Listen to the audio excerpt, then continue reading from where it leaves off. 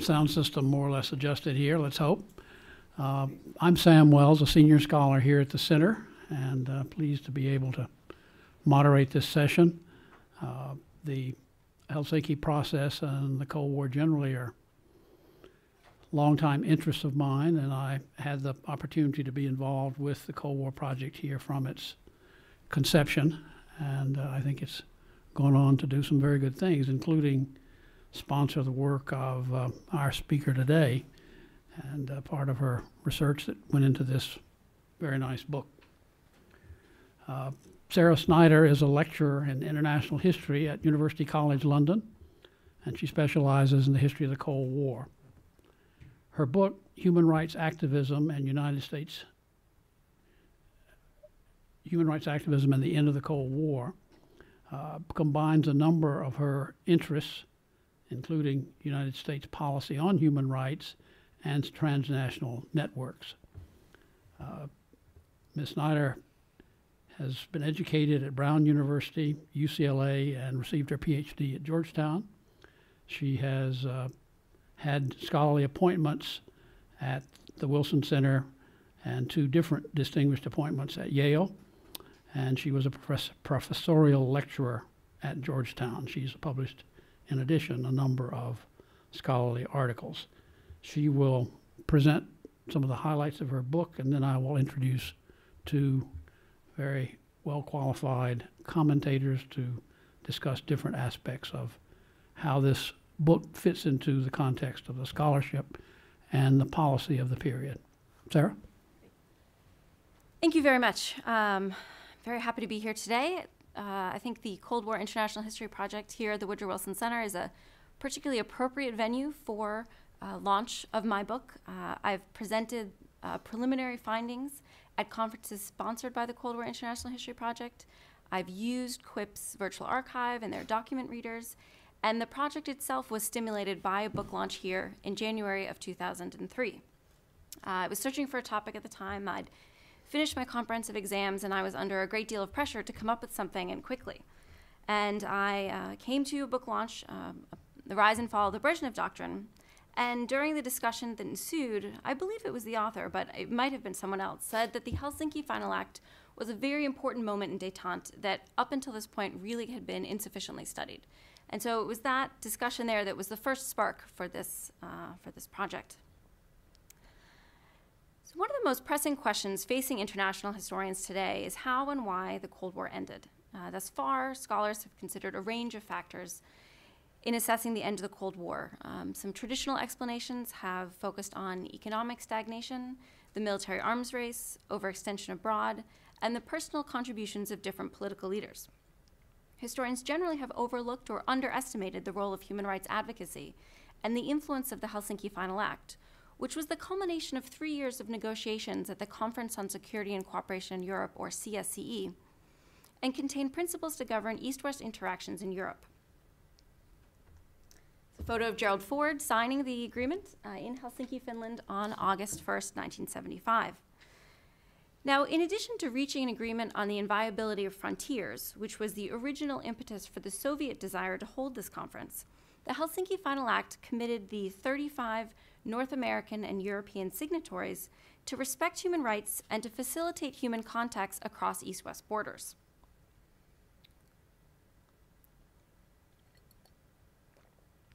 The book explores how a range of individuals and groups who were all committed to human rights in the Soviet Union and Eastern Europe emerged in the wake of the 1975 signing of the Helsinki Final Act, fundamentally reshaped East-West diplomacy, and contributed to the peaceful end of the Cold War. As some of you may remember, that the agreement was harshly criticized at the time as a gratuitous write-off of Eastern Europe. It was described as one-sided, a defeat for the West, and as granting a stamp of approval on Russia's enslavement of captive nations. So the question for me really became, how was it that the Helsinki Final Act, which was a voluntary agreement, quickly dismissed by many international participants and political commentators, how did it come to play such an influential role in the end of the Cold War? Well, I argue in the book that there are several structural aspects of the document that led to its surprising strength, and a number of developments in the years that followed that fostered a process that offered opportunities to use the Helsinki Final Act to advance change in Europe. Now, there's several elements of the conference structure and the agreement itself that led to its surprising strength. And the first was that the negotiations that led up to the signing of the Helsinki Final Act and all of the CSE negotiations that followed were governed by consensus, which meant that if Eastern states wanted to achieve objectives, say, on confidence-building measures, economic cooperation, they had to make some compromises on human rights and humanitarian issues. And second, although they were initially expected to have little significance, the CSE meetings that followed the signing of the Helsinki Final Act heightened the efficacy of the Helsinki process. These meetings fostered links among Helsinki advocates. They offered repeated opportunities for those committed to the implementation of the Helsinki Final Act to influence Eastern European states. They situated human rights advocacy onto an international diplomatic agenda, and they shaped the course of East-West relations in the Cold War. Now, beyond these structural factors, the Helsinki Final Act signing in 1975, and in particular the document's publication in Eastern Europe, spurred the development of a network of groups and individuals devoted to ensuring its implementation. And my book studies how the network operated transnationally or across national borders, and looks at the intertwined efforts of dissidents, human rights activists, and Western politicians and diplomats who worked together to try and defend human rights in the Soviet Union and Eastern Europe. What I'm going to spend most of my time talking about today is what I see as the four essential components of the development of a transnational Helsinki network. First, the formation of the Commission on Security and Cooperation in Europe, which I'll refer to as the Commission. Second, the creation of the Moscow-Helsinki Group. Third, the American commitment to the Helsinki process at the 1977-78 Belgrade follow-up meeting. And finally, the establishment of Helsinki Watch.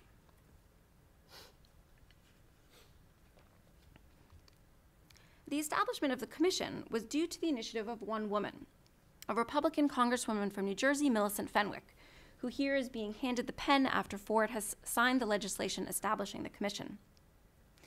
In a period of congressional disillusionment with U.S. involvement in Southeast Asia, the Watergate scandal, and limited U.S. support for human rights internationally, Fenwick returned from a 1975 trip to the Soviet Union, determined to raise the U.S. role in protecting human rights.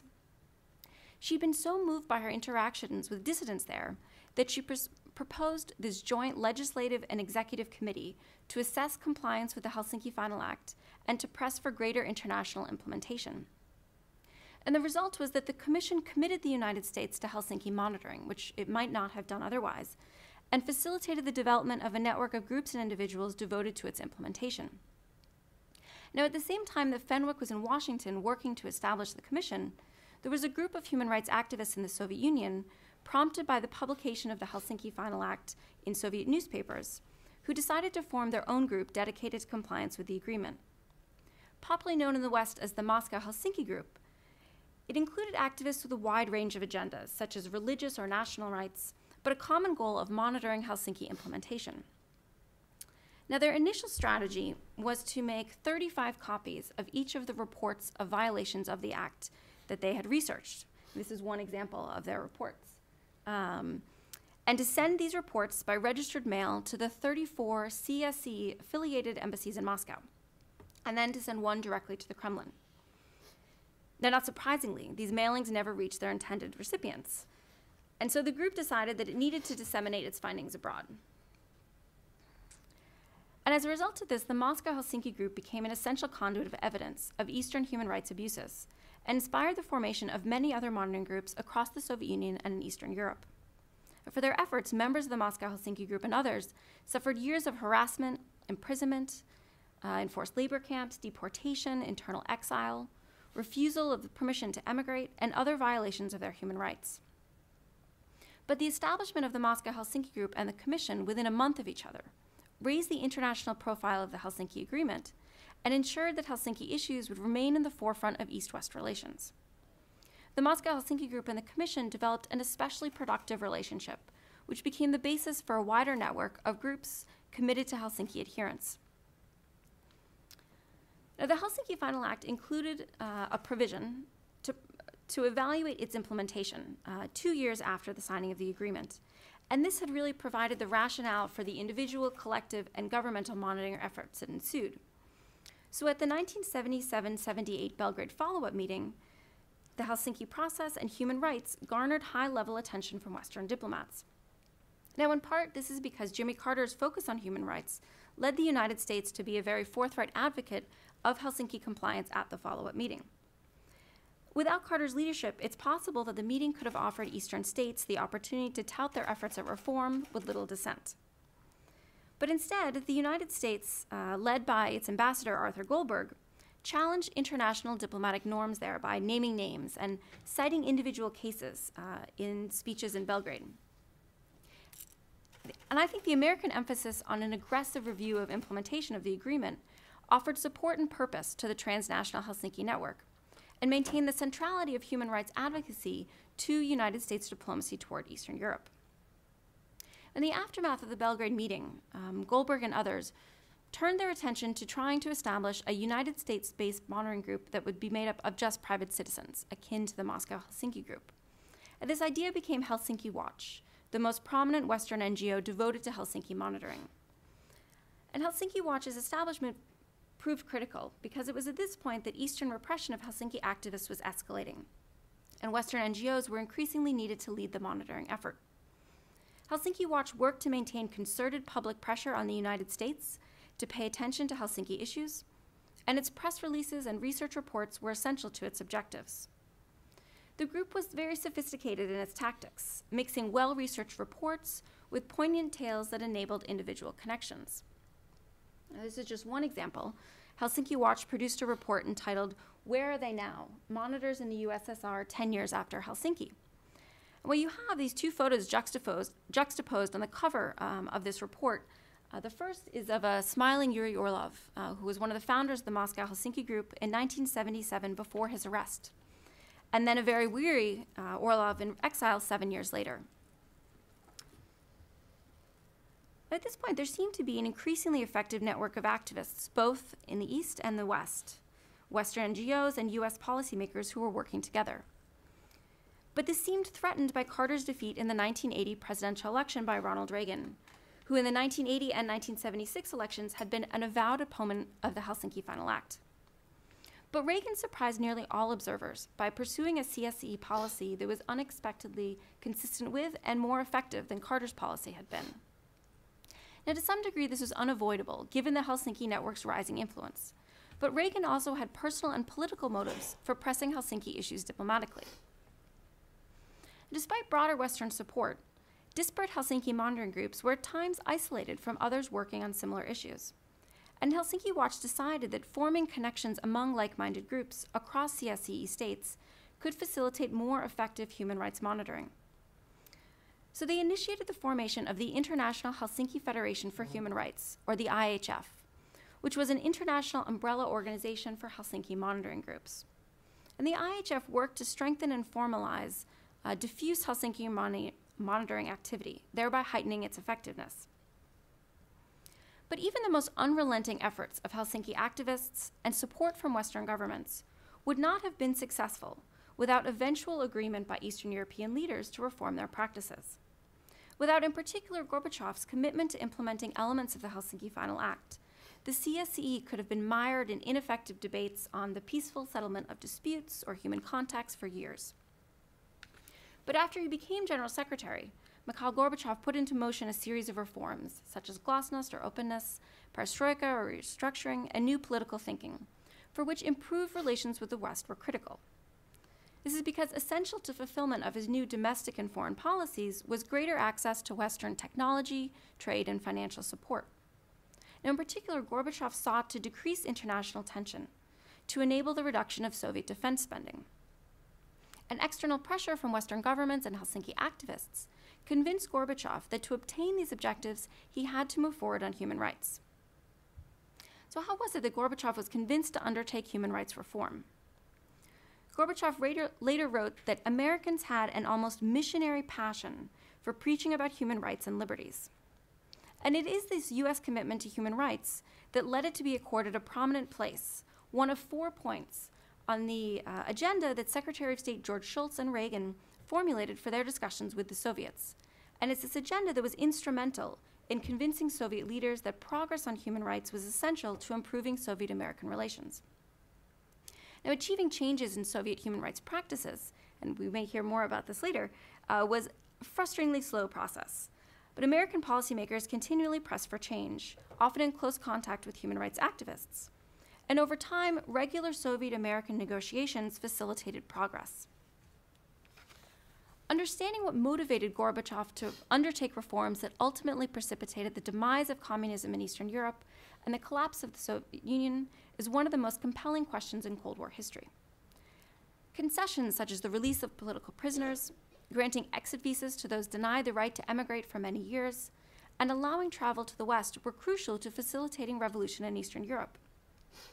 And I argue in the book that the Helsinki Network played an important role in convincing first Western leaders to make human rights an essential part of their diplomacy, and later induced Eastern European and Soviet policymakers to undertake reform.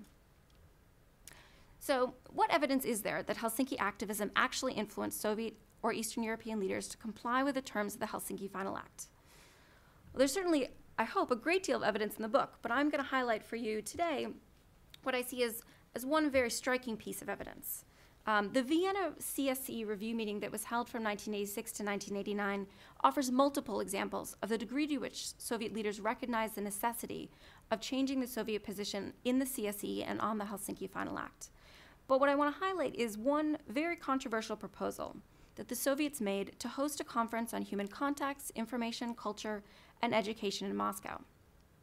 This proposal, which was announced by Soviet Foreign Minister Eduard Shevardnadze at the outset of the Vienna meeting, shocked many of the assembled delegations at Vienna. But I think that the Soviet stance and the putting forth of this proposal indicated a significantly changed attitude toward the CSCE and signaled growing recognition that demonstrating a positive record on human rights was beneficial to Soviet interests. This proposal became the defining issue of the Vienna negotiations.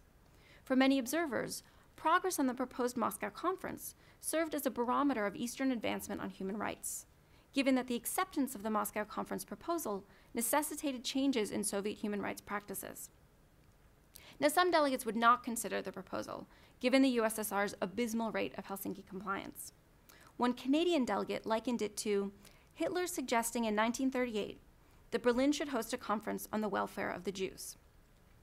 Others thought that its merits should be explored. Western delegations, in consultation with organizations such as the IHF, began amassing a list of conditions that might be necessary for the proposal's acceptance. Over the course of the negotiations, Soviet leaders pursued a range of steps to win support for their proposed conference, including releasing political prisoners, acting on family reunification cases, ending radio jamming, and inviting some of their most ardent critics, namely the IHF and the Commission, to Moscow. And in my view, the Soviet invitation to the IHF demonstrated the organization's influence with Western governments and the Soviets' recognition that they needed to change their image in the West. This is just a Human Rights Watch, or Helsinki Watch, report on the IHF's mission to Moscow. One delegate's firsthand account of his participation in the IHF's mission to Moscow illustrates the lengths to which the Soviets went to curry favor with the organization. He wrote, "Almost anything was permitted during that 1 week. Jewish demonstrations, as well as demonstrations of Hare Krishna devotees, and many more things unknown or at least unusual in Moscow." In this delegate's account, Shevardnadze's deputy tried to persuade the IHF to support the conference proposal, even going so far, in the words of the IHF delegate, as promising everything under the sun. Soviet efforts to demonstrate a changed attitude toward dissent did not signify a comprehensive transformation of their system, but rather a recognition of Moscow's need to display new thinking and approaches to the West. Based on his time in Moscow, this delegate personally saw value in allowing a conference to induce the Soviets to develop a favorable human rights record. He wrote, "I'm convinced that the organization of a conference on humanitarian issues in Moscow could have a positive influence on future developments in the USSR. During the period of preparation, the Soviet authorities will logically make sure that fundamental human rights are respected.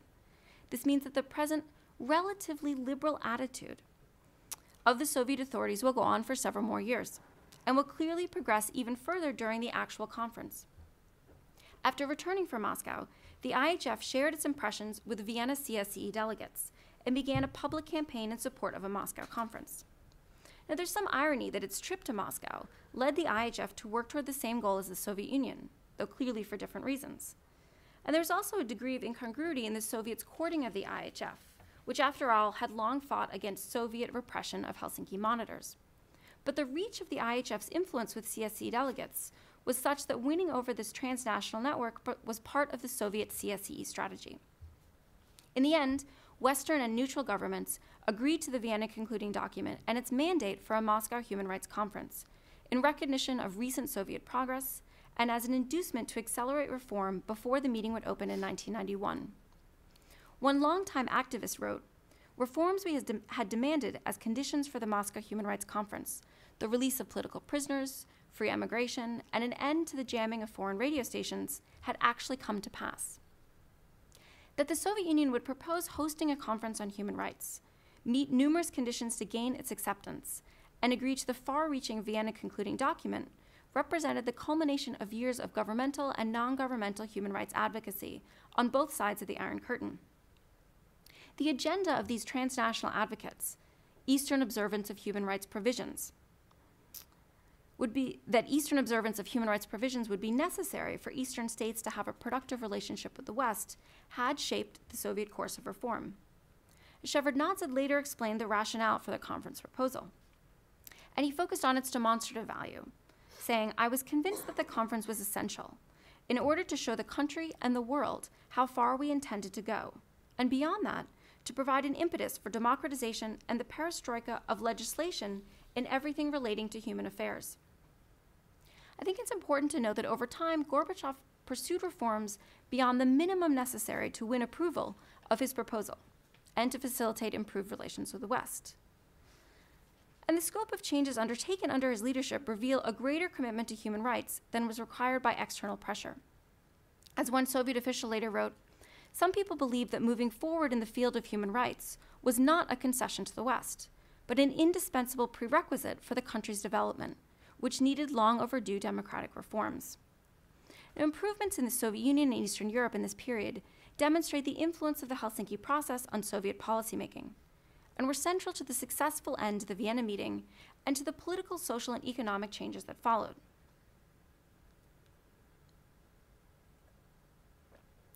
In the months that followed, the Helsinki process contributed to change across Europe.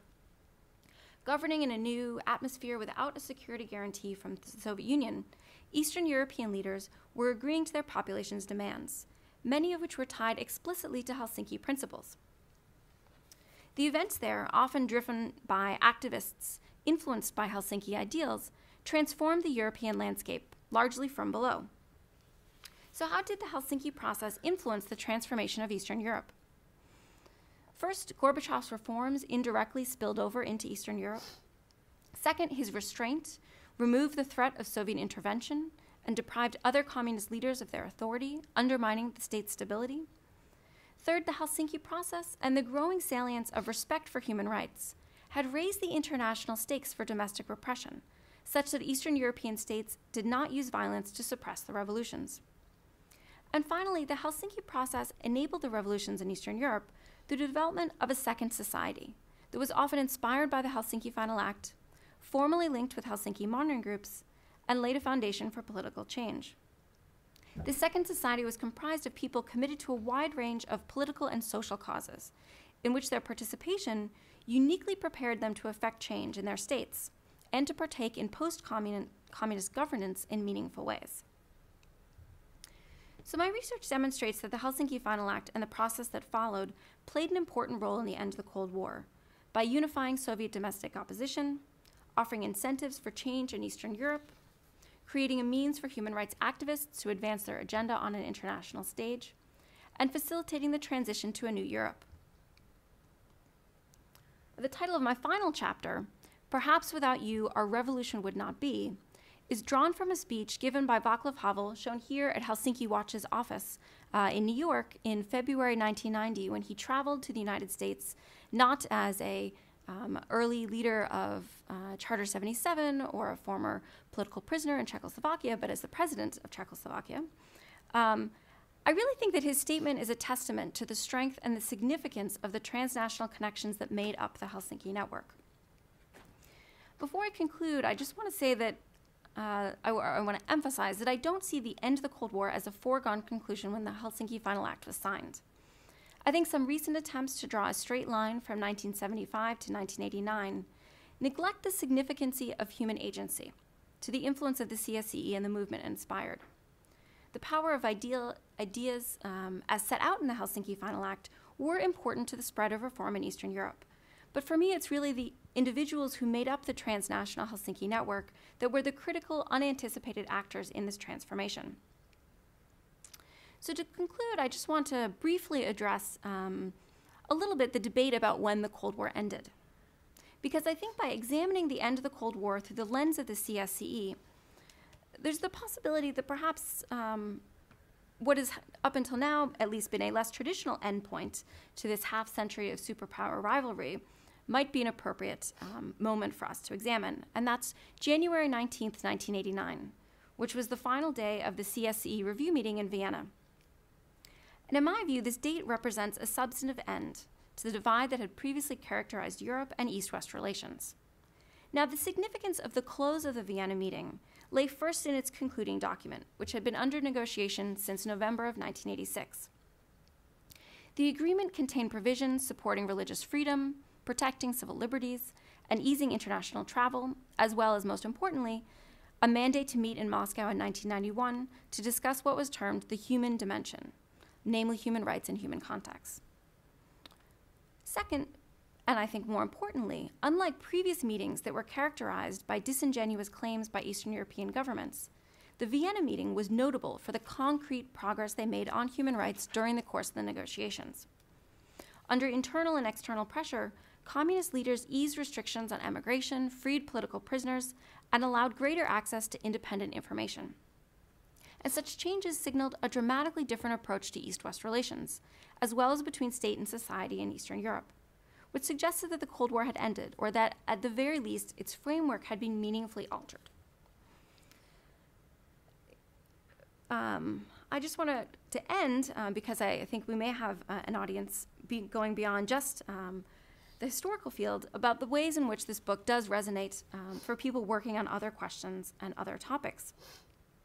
I think it makes an important contribution to those who are interested in transnational networks by offering further evidence of their ability to influence state actions and international relations. It also analyzes the ways in which recalcitrant states can be persuaded to change by revealing the efficacy of implicitly and explicitly linking issues together. For example, Schultz and Reagan claimed that they could not achieve Senate ratification of arms control treaties without Soviet progress on human rights. It also suggests that international shaming can be effective with those countries that wish to be seen as full members of the international community. It explores how activists can maintain momentum despite changes in political leadership. It demonstrates that human contacts are a means to bridging political, ideological, military, and economic divides. And it highlights how an issue can gain salience through personalization, such as when Western human rights activists and politicians made the plight of Eastern European dissidents more immediate to a wider public. And furthermore, understanding how decades of international conflict ended peacefully offers important lessons in effecting nonviolent political change and resolving seemingly intractable international struggles. Thank you. Thank you, Sarah. Our first commentator is Svetlana Savranskaya, who's a research fellow at the National Security Archive of the George Washington University. At the archive, she directs its cooperative projects with Russian archives and institutes and edits the Russian and East Bloc archival document database. She has a PhD in political science and international affairs from Emory University and worked as a Hewlett Fellow at the Carter Presidential Center in Atlanta. She also, while completing her PhD, served as research associate and interpreter for several conferences that the Wilson Center's Cold War Project co-sponsored with the National Security Archive, most prominently including the Carter-Brezhnev Project of Brown University and the End of the Cold War Project. Svetlana has won several fellowships, including a prestigious dissertation fellowship from the Institute of the Study of World Politics, and she has become one of the main go-to people for us on Russian sources in the history of the Cold War. Svetlana? Thank you very much for such a generous introduction. And I have to say, I was really pleased when I was invited to comment on this book. I think it's a very important book. I met Sarah before at different conferences where she was presenting early chapters of this book, and I was looking forward to actually seeing the book. I really liked the book. I enjoyed reading it, and I think all of us who will ever study human rights and human rights, especially in the international context, will keep coming to this book for ideas and even raw information. There's been a lot of discussion about human rights in international relations, and especially of the role of the Helsinki Final Act. And I think what Sarah does brilliantly in her book is that she pulls all the strands of this discussion together and presents it in one volume. And she addresses most of the issues that other people raised in their work, looking at different sources or different parts of the story. And here, finally, I can compare this book only to Thomas Daniel's The Helsinki Factor, right? The Helsinki Effect, yes, thank you very much, Helsinki Effect. And of course she brings it up to date, and she uses such a variety of sources, including a lot of original documents from several countries, memoirs, government documents, individual interviews, recollections, and the dissident literature. So she pretty much covers all the bases, all the sources you want to see in a research like this. I liked how the book begins in this debate between the United States, which is unwilling to commit and in fact is against the whole idea of signing the Final Act, and kind of goes along with it because the European allies are really invested, and actually because the Soviets want it so much. And then the United States, under the Carter administration, becomes the principal international actor who moves the work of the international Helsinki movement and especially affects what's going on in the Soviet Union. This is very close to my heart because I came to this country originally because I was working on Carter's human rights in foreign policy, Carter administration foreign policy. And I was since then always interested in the issue of dissidents, and we continue to work with the Moscow Helsinki group and Memorial and various other human rights organizations in Moscow. Sarah establishes very well the early attempts to frame the meaning of the Final Act, especially in the Soviet Union, where the dissidents made a major contribution to not allow the government to frame the Helsinki Final Act as just an agreement on security and cooperation and about inviolability of borders, but it was the dissidents themselves, with the help later especially, well, by the Helsinki Commission, but also very much so by the Carter administration. The Soviet dissidents began this work of reframing, and they gave us the opportunity to see the Helsinki Final Act as we do now as a major mechanism in implementation of human rights norms. Now, when we think about the Helsinki Final Act, very few people would think about the security component of it, but most people would immediately think about the human rights component of that.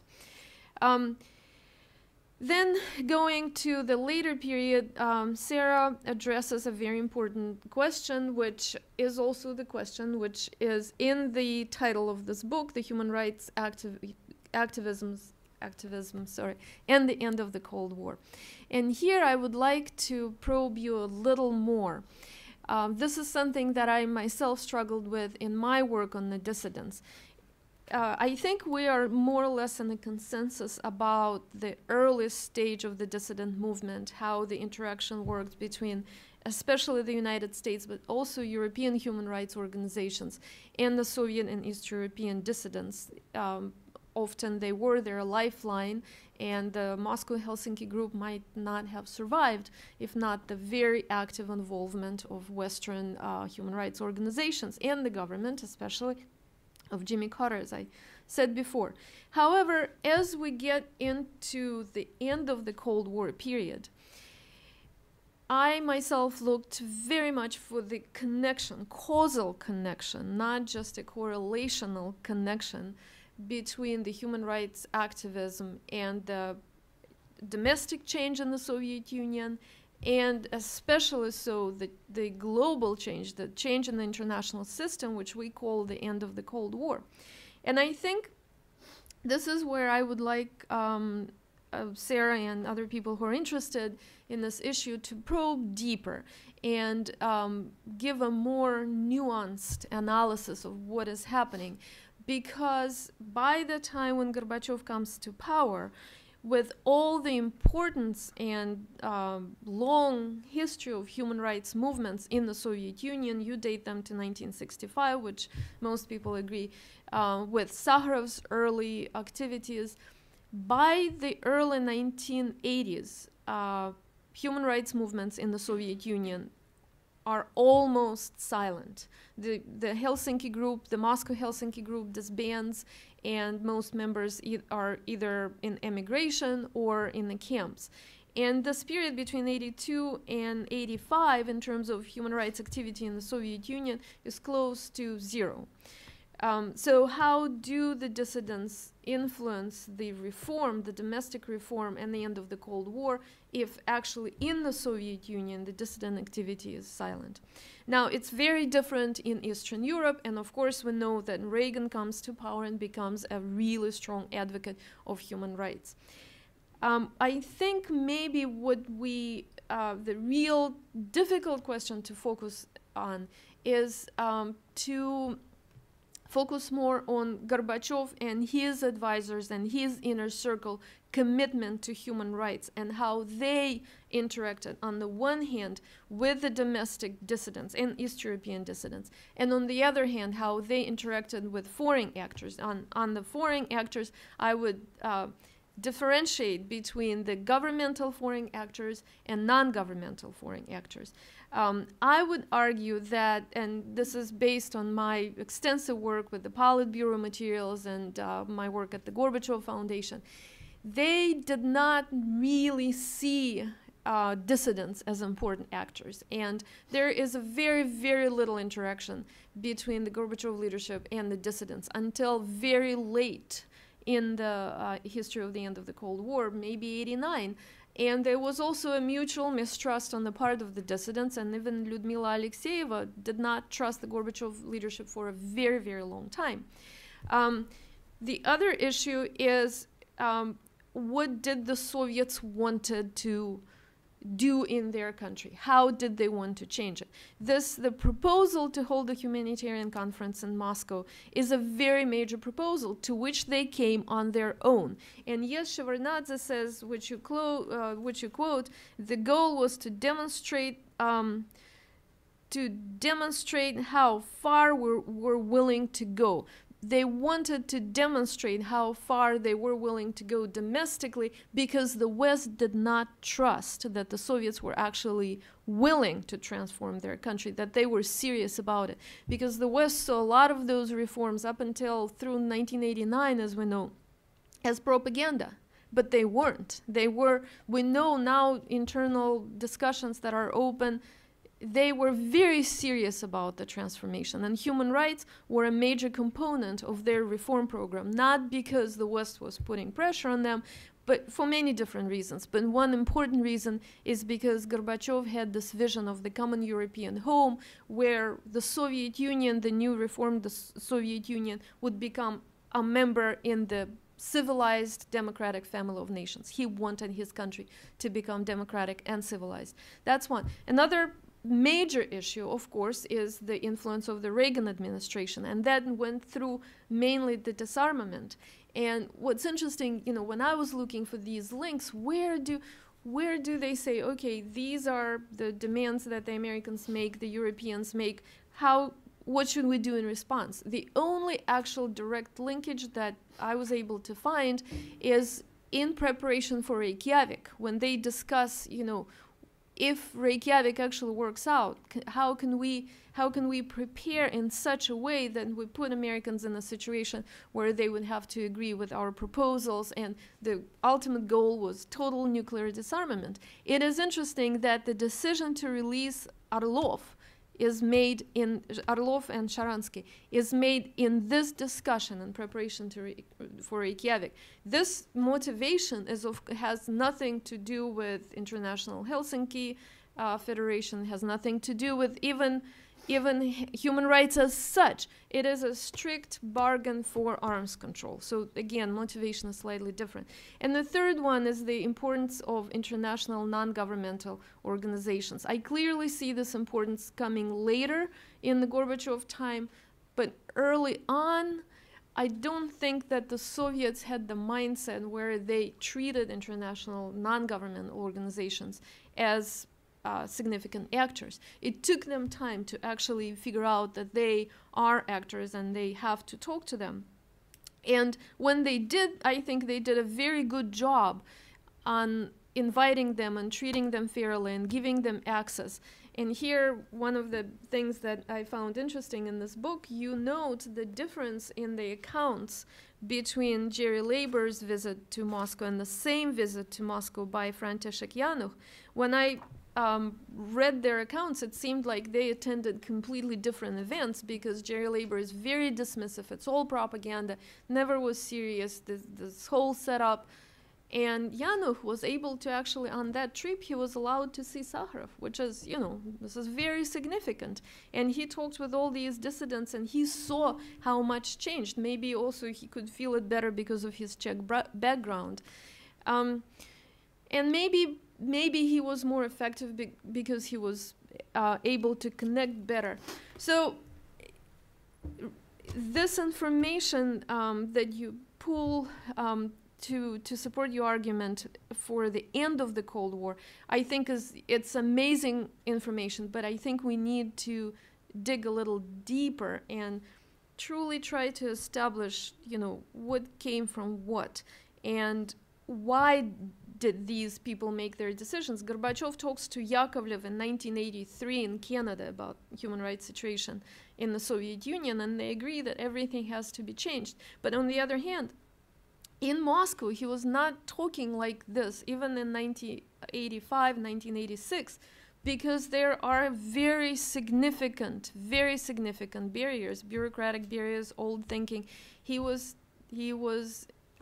trying to reform the country in a very substantial way, so he could not just address his old Politburo with saying, well, okay, let's release all political prisoners now. So he had to deal with those issues. As you know, we very well know that in a democratic country, you had a discussion on whether to even endorse the Helsinki Final Act. I'm going to end very quickly. You conclude your book with saying that the story of the International Helsinki movement is not necessarily the story of triumph, because right now, as you can see in Russia, most countries, as you point out, of the former Soviet Union still have very significant human rights violations. Then from here, my question is, and Lyudmila Alexeyeva still gets arrested even when she wears the Snegurочка costume, Snow Maiden. Why is that? Is that the International Helsinki movement is lacking focus or energy, or is it because domestic situation in Russia is unfriendly to this kind of influence, and the political space is simply closed? And in the late 1980s, it was open, and that is why the human rights organizations were so successful, and why now they try, but they really do not produce very much. If you look at OSCE experience in Russia, it is not a friend any longer, it's not welcome, and you hear negative discussion of it all the time. Well, I'm sorry it took so much time, but I really enjoyed the book, and I'm looking forward to more discussion of it. Thank you very much, Svetlana. Our final commentator is Ambassador Richard Schifter. Ambassador Schifter is very experienced policy practitioner and advocate, an activist in Sarah Snyder's terms for human rights. He was a native of Vienna. He got his undergraduate degree at the City College of New York before joining the Army in World War II. He was present at Normandy, worked in Germany with the U.S. military government, and then went to law school at Yale. He has served with the Washington firm now known as Frank Fried, Harris, Shriver, and Jacobson for many years. He was a specialist, one of the nation's top specialists on federal Indian law, and then he sort of took his interest in those human and political and economic rights into foreign policy. And he, from 1981 to 2001, held a series of senior foreign policy positions, including U.S. representative to the UN Commission on Human Rights, deputy U.S.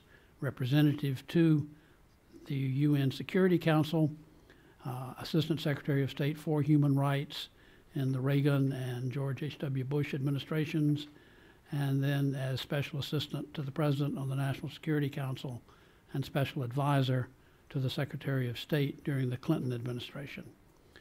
He is widely recognized as an expert on human rights and has been active in helping organize non-governmental organizations in Europe and in organizing the Southeastern European Cooperative Initiative. Through collaboration with our former board chairman, Max Kampelman, Ambassador Schifter has been at the center, mainly when we were in the Smithsonian Castle building, but we welcome him to join us here in this building, even though he had a little difficulty finding us here. Well, thank you very much, and thank you for the very kind introduction, and certainly thank you for your very interesting book. Let me, at this particular point, get to what I can really perhaps add to the conversation, and that is the personal contacts that one has had. So let me start by talking about the four persons that I believe played a key role in bringing the Cold War to an end. And there on the Soviet side, Gorbachev and Shevardnadze, and on the U.S. side, Reagan and George Shultz. And let me just now lay out how I see the interplay among these four people, to how that really made a significant difference as far as world history is concerned. To start with, let me tell you that back in the 1960s, I remember talking to an expert on Soviet affairs and putting the question to him as to when he thinks that system that had been set up by Lenin and continued by Stalin would ultimately come to an end. And his answer was, when someone who attained political maturity after Stalin's death gets to the top. So when Gorbachev in 1985 became the General Secretary of the Communist Party, I checked when he was born, and well, he would have been 23 years when Stalin died, and I was wondering, would he have reached political maturity at that particular point? At the beginning, I would say that not much of change was noticed.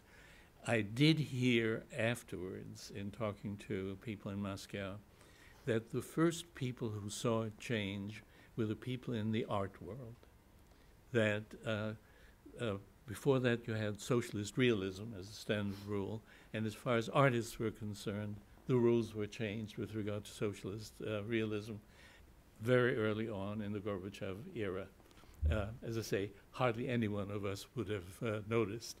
So this was a somewhat unique aspect of it. We had in November 1985 the meeting in Geneva first meeting between Gorbachev and Ronald Reagan, and that in itself didn't really get very far. The first real experience that any of us had in terms of really looking at the possibility of change in the Soviet Union came in December 1986, and that was the telephone call to Andrei Sakharov, telling him from Gorbachev. As a matter of fact, I've been talking about, when I give a speech on this, still talk about exactly how it happened. People, there were some, there was a knock on the door, and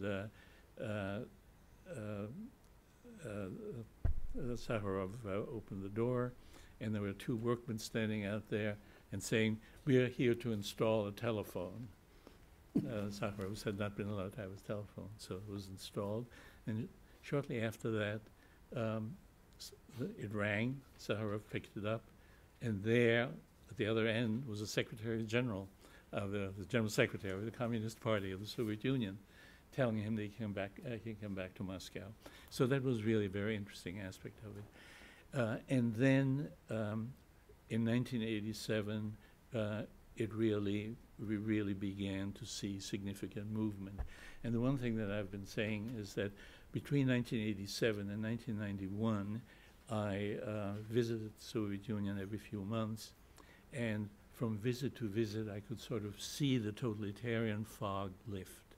It was really a very exhilarating experience, if we put it that way. Now,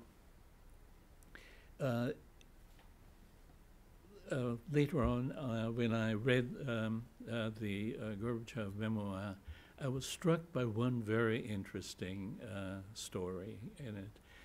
When Gorbachev was, I think, about 7 years old, his grandfather, one of his grandfathers, was arrested on the charge of Trotskyism and kept in prison for 2 years. And Gorbachev describes how during that period all the neighbors shunned them, that relatives could come to the house, see the family only when when it was dark, and that he himself was shunned by his classmates. And then he says, "I have not forgotten this experience for all my life." I happen to think that that experience early on in his life was something that, as he said, he never forgot, and when he got to the top, began to cause him to take another look at what it is that was going on in the country and what it is that he might want to contribute toward making changes. There was also, and I think this is something that you pointed out, that by and large a good many people in leadership positions had become come to question increasingly the Soviet system. And I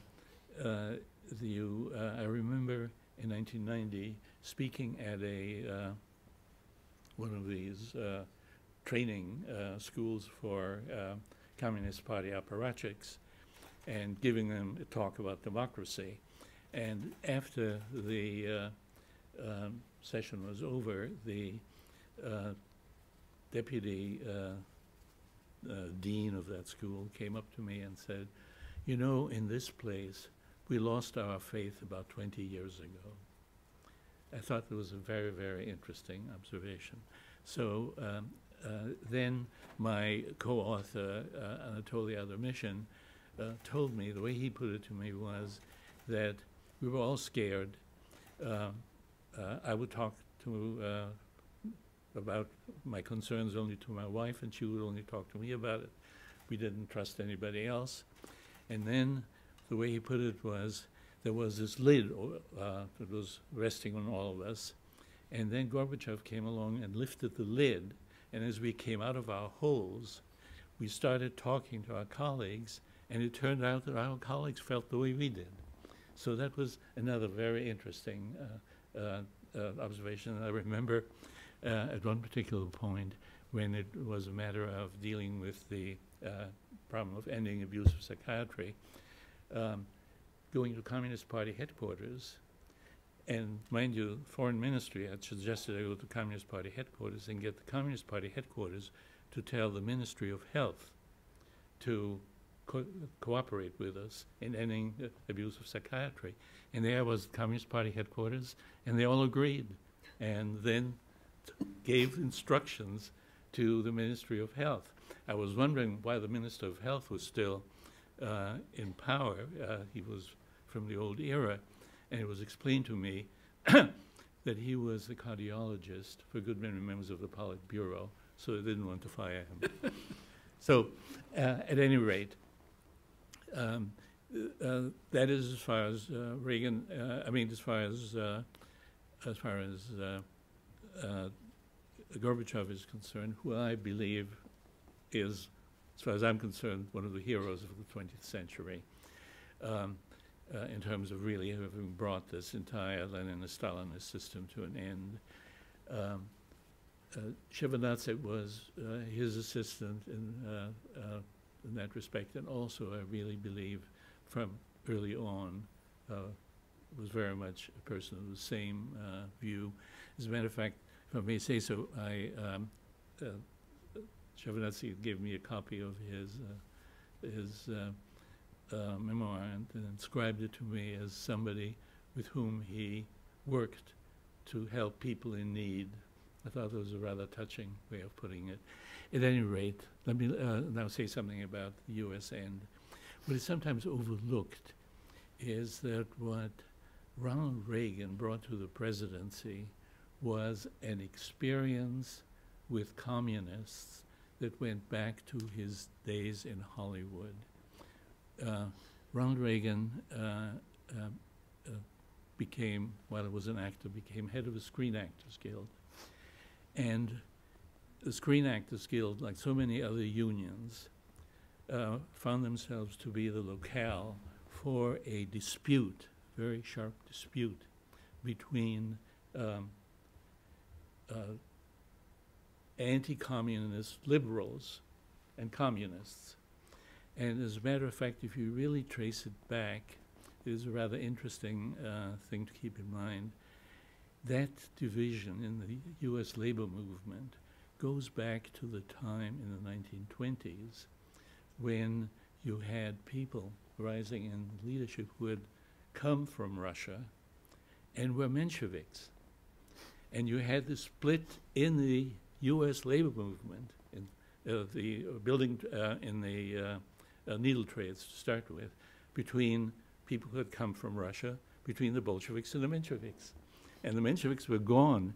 And, but you see, if you think about it, Ronald Reagan ended up on the Menshevik side. He may not have really traced it back historically, but that was one of the realities of it. And if you think about it, that Trotsky once said of the Mensheviks that they will end up on the ash heap of history. It would be interesting to think about the fact that Ronald Reagan made a contribution here to Bolshevism ending up on the ash heap of history. It was somebody who traced his beliefs back to the Mensheviks. At any rate, the point to keep in mind is that Ronald Reagan came, number one, with a very, very strong commitment to fighting communists, and with a much, much better understanding of the issues than, for example, decades earlier, that of Joe McCarthy, who really didn't understand what it was all about. So, as I say, that was important, and it was also important that as Gorbachev evolved, it was Reagan who, having known communists in Hollywood, began to come to the conclusion that this guy Gorbachev is no longer a communist. So that, I think, was an important factor, as I say, again, in terms of looking toward the end of the Cold War. The other person that played a very important role, and somebody whom I regard most highly, is George Shultz. And it was absolutely amazing how he handled his position as Secretary of State in actually spending quite a bit of time with Gorbachev, sort of in a kind way, after all, he had been a professor, of lecturing him. And Gorbachev picked up on it. This was a very interesting aspect of it. I remember it was in April 1987. We were having a meeting that was to be held in Moscow. And I heard in the halls in the State Department that what Ronald Reagan was preparing was a lecture on economics and also on the change to the information age. And sure enough, he gave that lecture, and Gorbachev was absolutely fascinated, and then asked him to spend some more time with him about this. And in the years that followed, that really was a significant aspect of what happened. Let me now come to the end. I fully agree that it was the signing of the Helsinki Agreement in January 1989 that sealed that particular, the end of the Cold War. What I want to share with you is that it almost didn't happen. And that actually sheds some light as to what happened later. In November '88, I remember getting a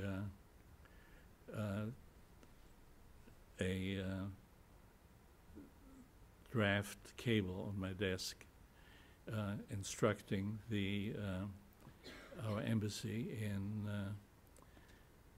Moscow to make a presentation along certain lines to Soviet Foreign Ministry.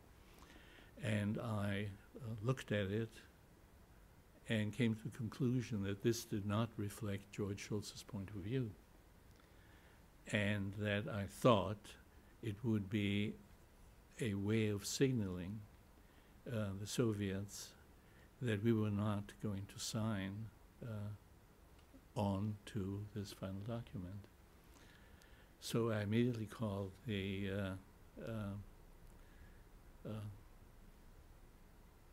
person in the Schultz office who was responsible for it, and I said, I just want you to know on that particular draft cable, I'm not clearing. So I was told, I'm sorry, the European Bureau pressed very hard for it to go out, so we have sent it out.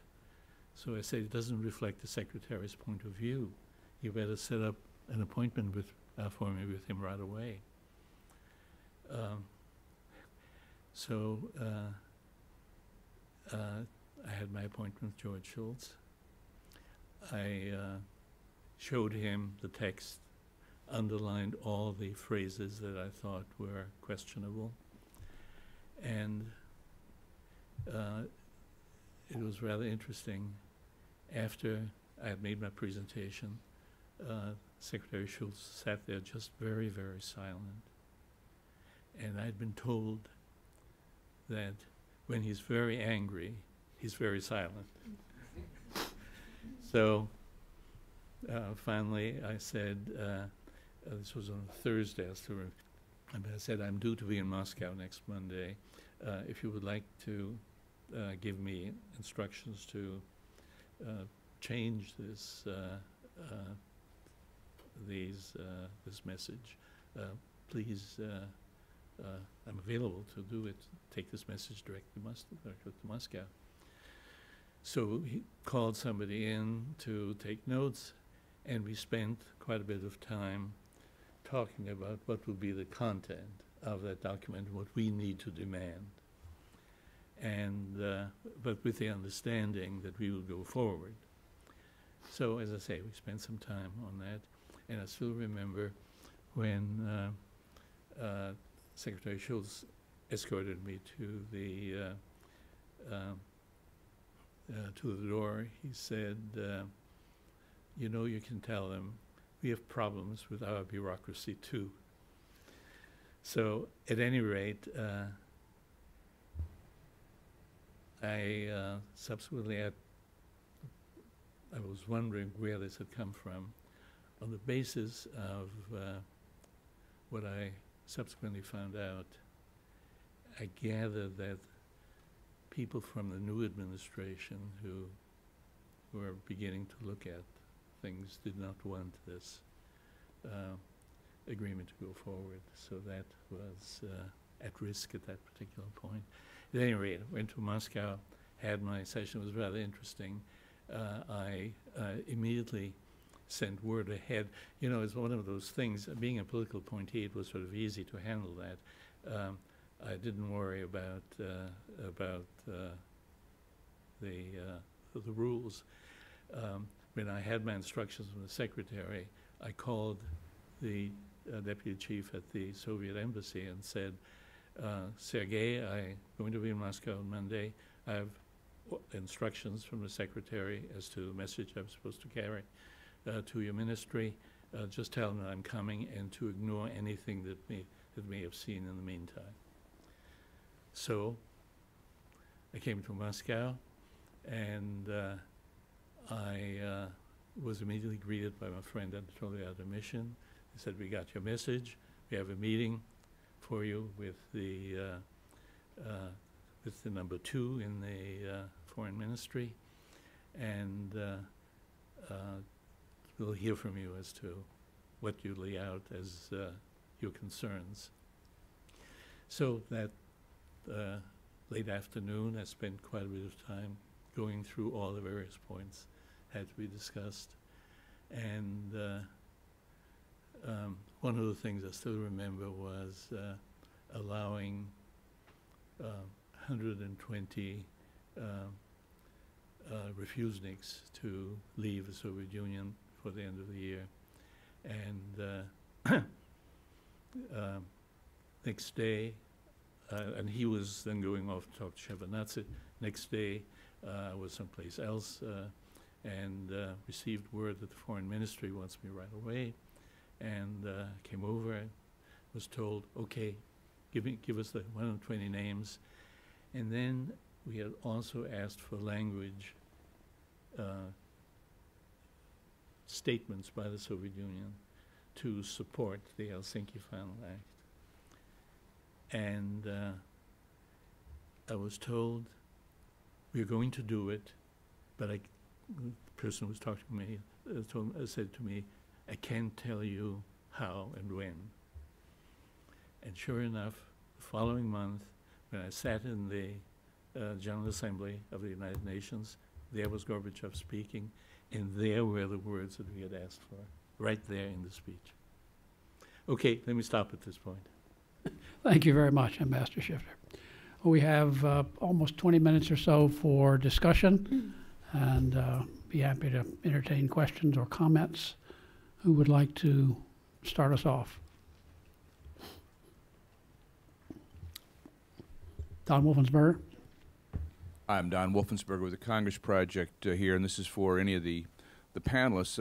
Svetlana mentioned the fact that Gorbachev did not have much interaction with the international human rights activists. I'm not sure how much he had internally, but I'm wondering to what extent he did talk about his evolving views publicly, or to what extent these debates were within the Politburo. And also, I guess what occurred to me is the Soviet Constitution, which we have seen sort of equals the Declaration of Human Rights. Was he invoking any of those dead letters and trying to revive them, or was he simply just looking forward and shaping his own views as he went along? I'm just trying to think about whether he felt any need to justify to the public what was going on here.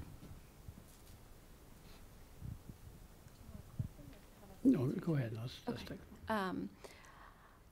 In the course of my research, I found it very complicated to get at what Gorbachev really believed on this question. As you say, there's a range of audiences. There's also internally a range of not domestic, but institutional audiences as well. And I found that he was saying very different things to very different constituencies. I mean, at the same time that there's encouraging signals externally, say some of the releases that Svetlana was talking about, Anatoly Sharansky or Yorlov, people who in the West, there had been pressure to release them for many, many years. You know, by some these were taken as signs that there was a new regime in Moscow. But I think that records we've seen since then suggest many other interests were at work. I mean, it could be arms control, it could be other things entirely. And some of the Politburo records that Svetlana was sort of referring to, you know, there's one where they're debating letting Sakharov's wife have an exit visa to have medical treatment in the West. And using very, very disparaging language and trying to make a calculation about if it's worse for Soviet interests to not let her go and what that might mean for them internationally versus what might happen if she does go and what she might say there, what the repercussions of that are. So I think that there's a clear awareness that there are risks with either decision. In another point, they're talking about releasing some people, and they talk about sort of sweep, you know, we don't care about releasing these people, we're just sweeping them out with the trash.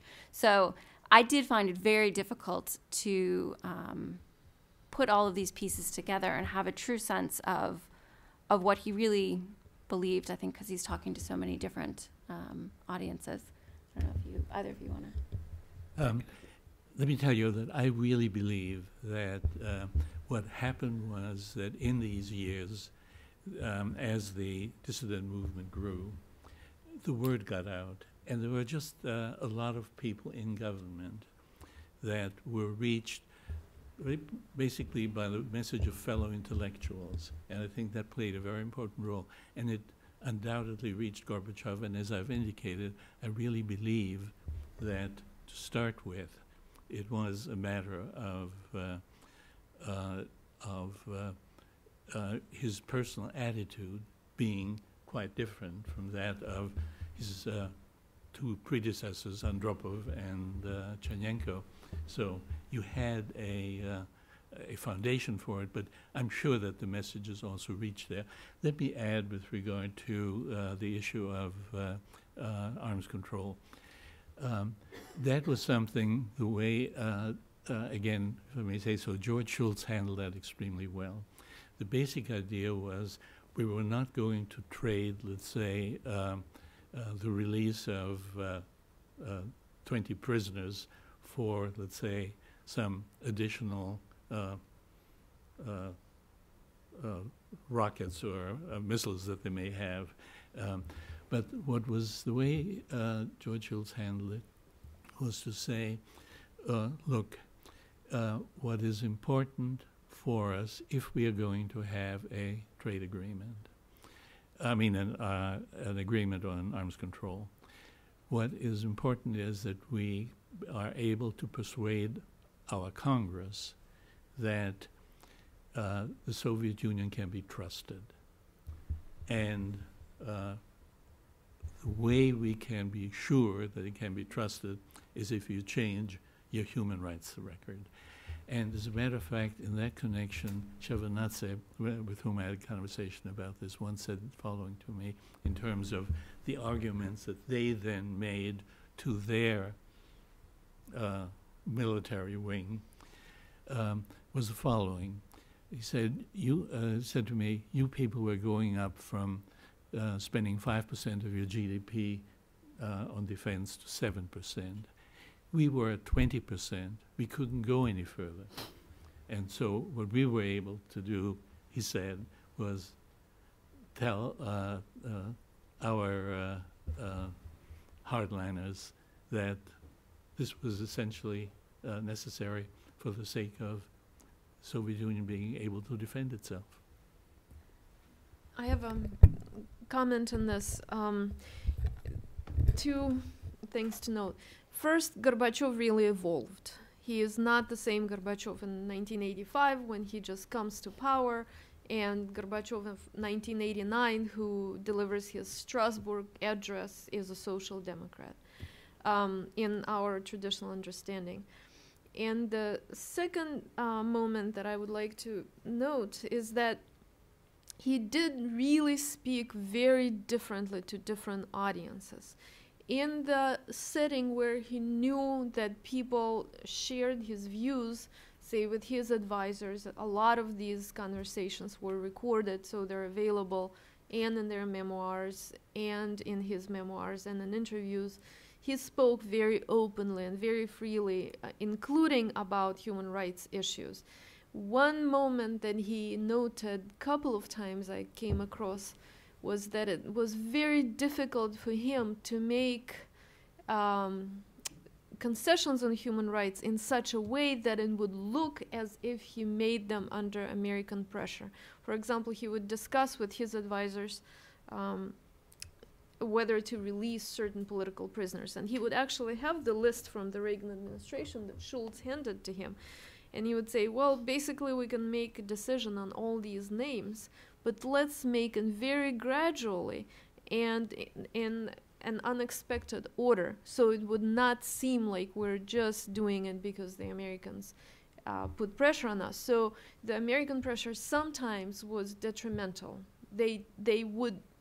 It seemed like they would have done it, but they, at the moment when the pressure was put on them, especially early on, they did not want to respond saying, okay, you told us to release them, we will release them.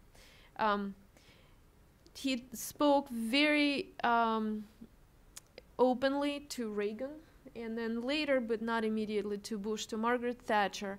But if you looked at his conversations with socialist leaders, it's unbelievable. It's all Brezhnev speak. It's all ideological. It's a completely different person. So he was trying to be very attentive to the sensibilities of the partners, but also he was uncomfortable dealing with old thinkers. He could not reject them outright. He did not want to deal with them, including in the Politburo and in Eastern Europe. But he really looked forward to talking to his peers, as he called them, leaders of Western democratic powers. So, yes, please, just wait for microphones coming here.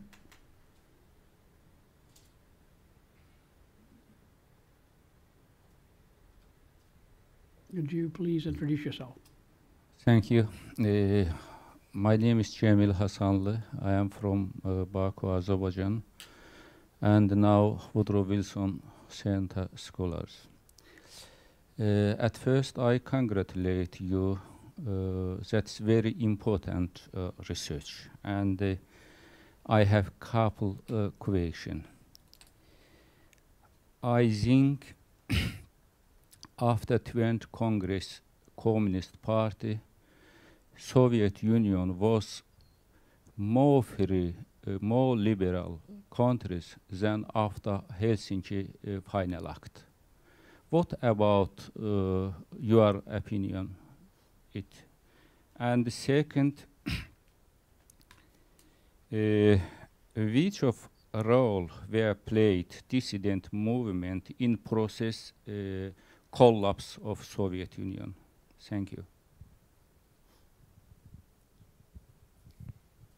Okay, thank you very much for those questions. So I certainly didn't mean to suggest in the talk, and I think that it's clear in the book that I don't see the Helsinki Final Act in any way as playing a liberalizing role in the Soviet Union in the 1970s.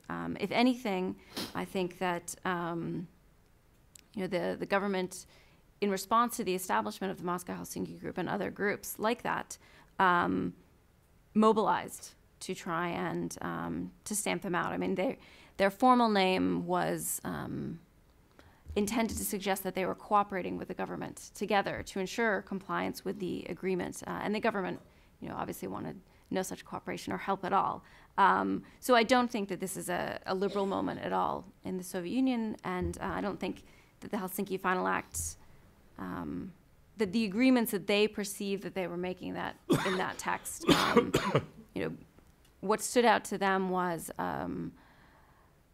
a promise not to intervene in internal affairs, to respect the inviolability of borders, not at all that what I think was sort of seen as a kind of throwaway commitment to respect human rights and fundamental freedoms. Is really not something that they believed they would ever have to adhere to, and was not very significant for them in the negotiations. In terms of the role of the dissidents in the collapse of the Soviet Union, I try to be very careful in the book to distinguish between direct influence and indirect influence, because as Svetlana mentioned, it's true. In 1982, the Moscow-Helsinki group has to disband. Almost all of its members are imprisoned, have been forced to emigrate, or are under very serious threat in the future that they will be arrested and imprisoned. But I don't think that the lack of activists on the ground in the Soviet Union in those years means that the dissident movement didn't nonetheless have an influence. I think it had direct and indirect influence. And for me, it's the indirect influence at that point that becomes much more influential. It's because they have gained supporters in Western Europe, in the United States. It's because there are activists in other countries, other Eastern European countries, who are continuing this struggle. But it's also, I think, about the ways in which information can still be transmitted in these ostensibly closed societies. It's not that people weren't aware of the Moscow-Helsinki group just because they had been suppressed. But for me, it really is the extent to which high-level officials in the West have picked up this agenda and are using it in high-level negotiations at the assistant secretary or higher level. So I think the dissidents were incredibly effective in reframing the content of the Helsinki Final Act, in mobilizing non-governmental activists in Eastern Europe and Western Europe and in the United States, but they were not conducting research or demonstrating in the same way in the mid-1980s and onward. So I don't see them as playing a direct role in the collapse of the Soviet Union, which I think is due to other factors. This gentleman here, Peter. No. Thank you.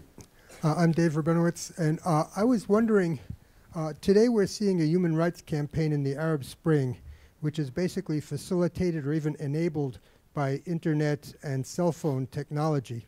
And I'm wondering how in the 70s and 80s, the dissidents, and especially the ones outside the Soviet Union who seem to have the bigger effect, were able to communicate with each other.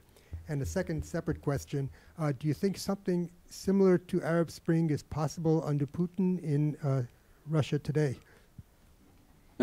Well, as a historian, I will perhaps beg off a bit from the question on current politics, and especially in drawing a comparison to Arab Spring today. But I must say it is fascinating as someone who spent a lot of time really painstakingly trying to construct the extent to which these activists did communicate with each other. Because, if you live in a repressive regime, you're not necessarily keeping records of all of these things. The principal ways that they connected with one another, some of it was there are repeated meetings on the Polish-Czechoslovak border of activists. So some of it is that they would sort of go up into the woods and talk to one another face to face. There's obviously, I showed one example of these reports that they would smuggle out in a range of ways. Some of it was just meeting directly with Western journalists that were based in Moscow or elsewhere in Eastern Europe. Some of it, and I interviewed a former U.S. diplomat who said that his wife had sent out some of these reports in the diplomatic pouch. I think they were incredibly creative in the ways in which they tried to disseminate their information.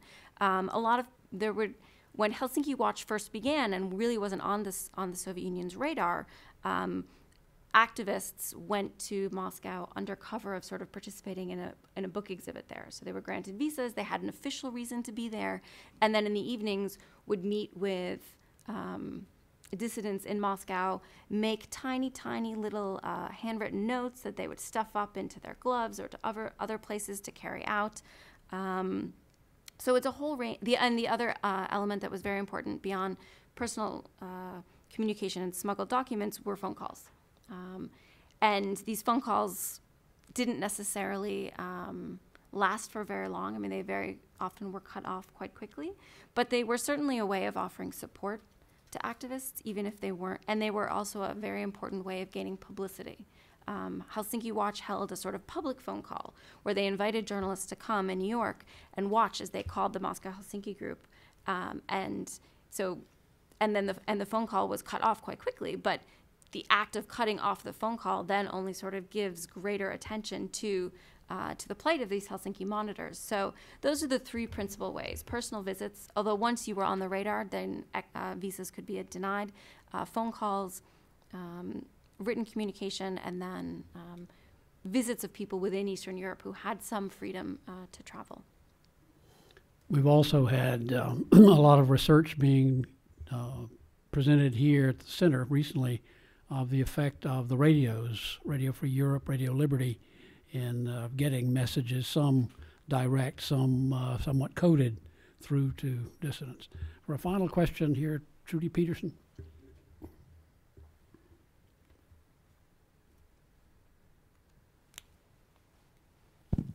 I'm Trudy Peterson. You're working at a very edge of where documents are available. Foreign relations of the U.S. is not out for the Reagan period. And so I'd like you to talk a little bit about your sources, what were the principal sources, and what was hard to get. Mm-hmm. This is a former archivist of the United States, so. It's a very good question. And I would say that when I began, I thought that my greatest challenge was going to be getting records from the Reagan administration. I sort of heard horror stories about trying to get things processed by the Reagan Library. Perhaps this is one benefit to moving very slowly through the dissertation and revision process. But by the time I was sending this off, by a margin of some years, I would say, everything I had wanted from the Reagan Library, I felt like had become available. I mean, it took a long time, and anyone today who says to me, oh, I'm thinking maybe for my next project I might do something related to Reagan, and I say, send the FOIA requests now. Because it's a very lengthy process. As you know, you do the FOIA requests, you follow up with anything national security related, very likely with a mandatory review request.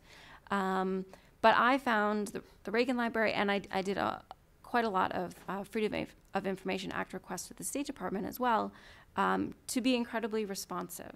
There were some items related to security aspects of the CSCE that were not released, but that wasn't my principal concern. So I feel like between the records that became available to me, the vast amount of memoir literature and available interviews, I mean, many of the participants are still with us and willing to be interviewed, as Ambassador Schifter was for my book. So I really did feel like I was able to get a good grasp on the Reagan administration. It was much harder to really get into some of or to have the same level of documentary evidence with these human rights organizations and with the Soviet government. In terms of the human rights organizations, after I finished my dissertation, Helsinki Watch's records became available. They're up at Columbia University, and an excellent resource. So what I tried to do when I had the American records were to sort of match things up. You know, if Jerry Labor, who is the executive director of Helsinki Watch, said that she and a researcher are going to Washington to speak with someone from the State Department about a certain political prisoner that they're concerned about, I tried to see if I could find any evidence, you know, on the American side of this, if this meeting had really mattered to them in any way, if they had acted in response to this meeting. And I did feel like I was able to put the pieces together in that respect, because influence is obviously one of the great challenges. In terms of non-Western human rights organizations, and really anyone beyond Helsinki Watch, it was much more complicated.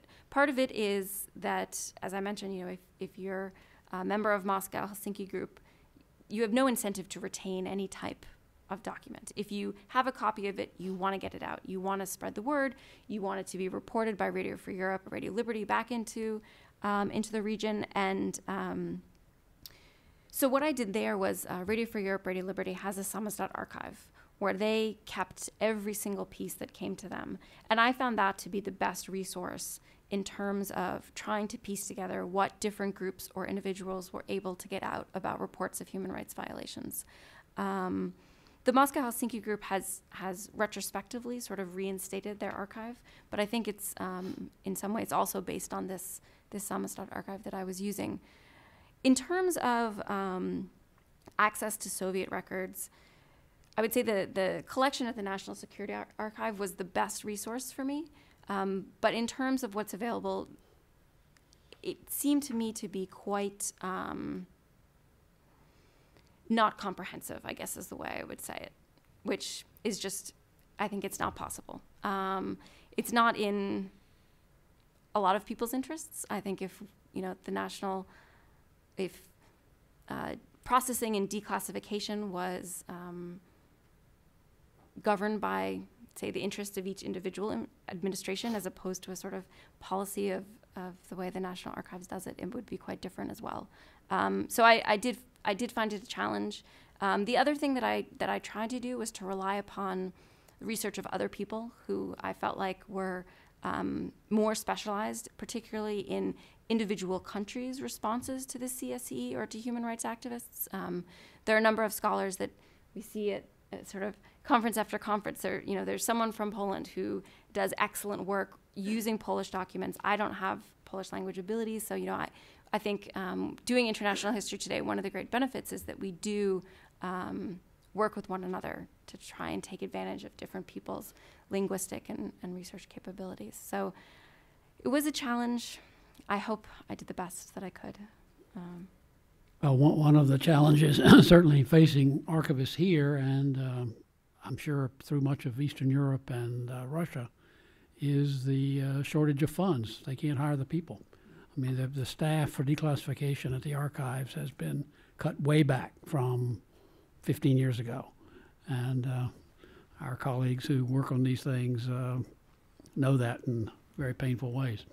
Let me add, before we go out to a reception and possibility to purchase Sarah's book, we have, for those of you who didn't come in through the Reagan building, in the Memorial Hall on the first floor, if you go out the entrance and turn to the left, there's a very interesting exhibit of solidarity there, which was put together by some of our collaborators in Warsaw. We'll be there for the next few weeks, and it has interesting photographs and text, and I invite you to stop by there on your way out of the building. But please join me now in thanking all three of our speakers for very interesting presentations.